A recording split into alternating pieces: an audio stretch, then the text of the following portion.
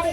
Doctor Babasaheb एक महान समाज सुधारक, कानून विशेषज्ञ और भारत के संविधान हुआ था. जय जयंती साजरी करण्यासाठी एकत्र जमलो आहोत. डॉक्टर बाबासाहेब आंबेडकर हे भारतीय संविधानाचे शिल्पकार आहेत. त्यांचा जन्म 14 एप्रिल 1891 रोजी मध्य प्रदेशातील आहे.